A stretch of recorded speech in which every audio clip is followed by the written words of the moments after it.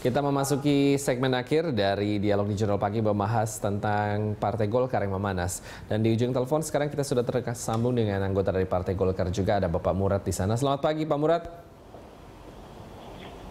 Halo. Ya, selamat pagi Pak. Selamat bergabung dengan Berita 1 TV. Suara saya bisa terdengar ya Pak ya? Selamat pagi. Selamat pagi. Baik, bersama dengan Ibu Siti Suhro juga di sini. Pak, sebetulnya dari pengamatan Anda sendiri, apa yang Anda rasakan, apa yang Anda amati sedang terjadi dalam tubuh Golkar sekarang? Terima kasih. Jadi yang saya bisa sampaikan bahwa di Golkar ini telah terjadi perpecahan internal dari elit Partai Golkar yang akhirnya elit Partai Golkar ini telah menggiring banyak pihak di dalam tubuh Golkar yang ikut pecah. Nah, kenapa terjadi perpecahan? Oleh karena satu kata kunci, mereka berebut kekuasaan. Mereka sedang dalam posisi serakah pada kekuasaan. Yang kedua, kenapa terjadi perpecahan? Oleh karena elit strategis Partai Golkar bergeser dari nilai dasar, bergeser dari ide dasar terbentuknya Golkar di Republik ini. Itu. Dan yang ketiga, bahwa kenapa terjadi perpecahan dalam tubuh Partai Golkar? Oleh karena kita telah kehilangan tokoh sentral figur sebagai penyejuk di dalam tubuh Partai Golkar. Ini hilang. Dan kemudian keempat adalah penghormatan. Masih ada tokoh sentral, tapi penghormatan telah hilang. Kenapa? Kenapa ini? Oleh karena banyak tokoh atau elit strategis dari Golkar yang sudah merasa pandai, tapi kehilangan kepandaian rasa. Elit Golkar sudah kuat, kehilangan kekuatan rasa. Ini persoalan yang sangat mendasar. Oleh karena itu jangan heran kalau di internal Partai Golkar muncul friksi-friksi yang saling bertabrakan. Saya kira demikian.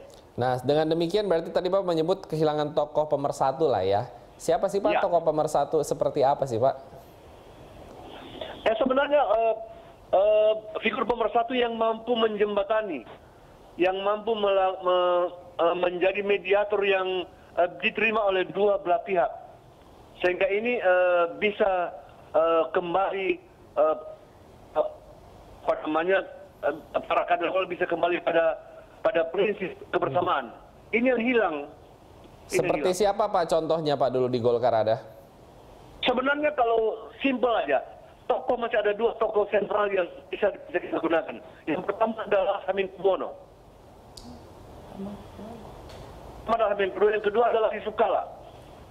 Kedua orang ini menjadi penyejuk dalam tubuh partai kalau mereka digunakan. Nah, tapi saya pikir ini banyak orang yang tidak suka. Ada orang yang tidak suka oleh karena mereka takut kehilangan posisi. Kalau kedua tokoh ini, dua figur Golkar ini peran, ada orang yang gatal dia punya telinga, yang gatal dia punya sakit perutnya, oleh karena kehilangan jabatan. Karena ini orang-orang jujur semua ini, orang yang betul-betul konsekuen pada partai ini, Pak. Saya kira begitu. Oke, lalu dengan adanya Munas Pak yang tinggal beberapa hari lagi ke depan, apakah Anda melihatnya seperti apa? Ini menuju ke arah yang lebih baik, lebih mendingin atau malah makin panas suasananya Pak di sana? Tidak mengarah kepada yang semakin baik. Kalau prediksi saya tidak menghasilkan sesuatu hasil yang baik, tapi menjadi sebuah pemicu yang terus-menerus bisa terpecah belah, dan saya punya keyakinan bahwa apabila Munas itu dipaksakan tanggal 30 November, maka akan ada partai tandingan baru. Orang-orang Golkar, elit Golkar akan membuat partai baru atau bergabung pada partai lain.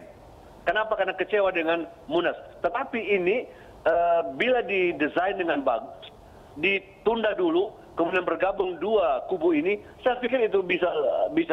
Lebih baik kita mundur selangkah, tapi untuk maju untuk 1000 langkah. Tidak apa kita mundur selangkah untuk maju 1000 langkah. Nah, kedua kubu bisa bersatu. Saya kira begitu. Iya, kalau memang berarti dimundur dulu berarti ada konsolidasi menyelesaikan masalah internal dulu, begitu maksud Bapak ya? Iya, jadi Golkar sebenarnya ahli untuk menyelesaikan konflik. Sebenarnya itu ahli yang menyelesaikan konflik. Tapi ada kekuatan yang hilang di tubuh Golkar. Ada kekuatan yang hilang. Golkar merupakan sejarah. Golkar merupakan aspek psikologi politik Golkar. Bahwa Golkar didirikan oleh 3 pilar. Kosgoro, NKR, sama Sosi. Ini yang mereka lupakan. 3 pilar ini dibangun oleh angkatan bersenjata, oleh TNI.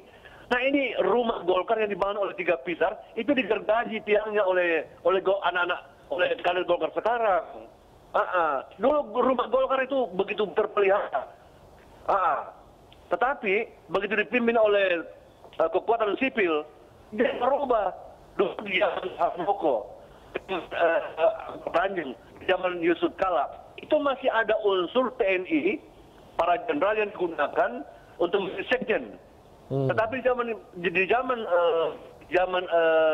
Abu Rizal Bakri itu tidak ada lagi sekjen yang menjadi aspek jembatan aspiratif, jembatan psikologi dan jembatan sejarah terbentuknya Golkar. Ini yang dilupakan atau sengaja memang dilupakan. Nah ini kalau muncul, tidak ada mediator lagi, tidak ada stabilisator di internal Partai Golkar. Semuanya merasa jago. Nah, ini terjadi, gitu. Iya, baik. Nih, sepertinya saya rasa Ibu Siti kayaknya gatel juga mau nanya sama Pak Murad. Boleh Bu, silakan satu pertanyaan Bu mungkin. Iya. Untuk Ibu Prof. Iya, Pak Murad, kalau diizinkan tanya ini, menurut saya ini baru pertama kali kita menyaksikan Golkar konflik dalam arti yang sebenarnya gitu ya. Iya, bukan lagi kompetisi kontestasi dalam koridor demokrasi, tapi ini lebih konflik yang vis-a-vis gitu ya. Ini akan kalau mengerucut dan terakumulasi atau mengkristal seperti ini, way out-nya sepertinya sulit untuk didamaikan dan ujung-ujungnya bisa jadi kerana hukum. Berarti akan ada Golkar akan melahirkan partai baru atau Golkar nanti de facto akan ada 2 kepengurusan sehingga nanti di ranah hukum akan ditentukan siapa yang bisa disahkan ya di pengadilan. Bagaimana itu Pak Murad? Ya memang ini kemungkinan itu. Kenapa? Karena ini ada yang dipaksakan 30 November ini adalah munas yang didesain untuk mengamankan kedudukan orang tertentu. Kemudian munas 15 Desember itu juga dimotori oleh orang-orang yang juga menginginkan perbaikan, tapi justru caranya itu yang menurut saya perlu diperbaiki, perlu disempurnakan supaya Abu Rizal Bakri tidak tersinggung. Supaya kelompok-kelompok misalnya yang ada pada Priyo, yang ada pada Pak Agung Laksono dan lainnya itu tidak tersinggung. Sebenarnya gampang Bu, kalau bisa menyadari bahwa ini untuk kepentingan bersama. Cuma yang menonjolkan kepentingan pribadi. Jadi besar kemungkinan pecahnya ini akan bisa menimbulkan partai baru atau mereka lari ke partai yang sedang settle sekarang. Baik. Iya, ini menarik. Menarik ya, nanti kita bahas lagi. Tapi terima kasih Pak Murad atas kebersamaannya bersama kami di telepon. Selamat beraktivitas kembali. Ibu Siti Zuhro mungkin punya tanggapan atas apa yang disampaikan oleh Pak Murad. Iya, kelihatannya masing-masing kubu berargumen dengan perspektif masing-masing, sehingga apa yang dikehendaki oleh kubunya katakan Agung Laksono gitu ya, itu menurut saya mewakili satu pemikiran bahwa Golkar memang tidak pernah ada di luar kekuasaan. Golkar lahir untuk di kekuasaan, dan kalau Golkar tidak di kekuasaan itu bukan Golkar, antara lain seperti itu. Lah ini diwakili oleh kubunya Pak Agung Laksono yang di situ dalam arti kelihatannya juga di backup atau didukung penuh oleh Pak JK.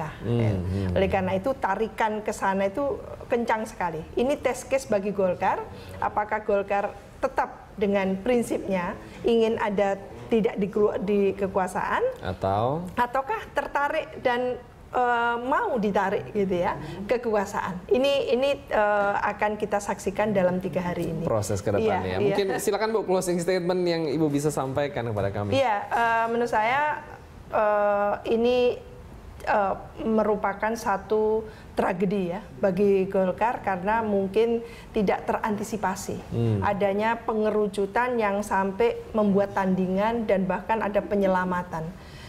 Dan itu tentunya kalau tandingan itu sudah di luar koridor ADART, tentunya ini menyalahi. Dan menurut saya ada sepakat ya, ada satu kebijakan yang saya sepakat dengan Pak ARB saat ini, yaitu mendisiplinkan partai, mendisiplinkan semua kader yang kalau melesat tidak atas nama partai itu seharusnya memang diberikan penalti, meskipun tidak harus diberhentikan dari partai, tidak, tapi diberhentikan sebagai pengurus.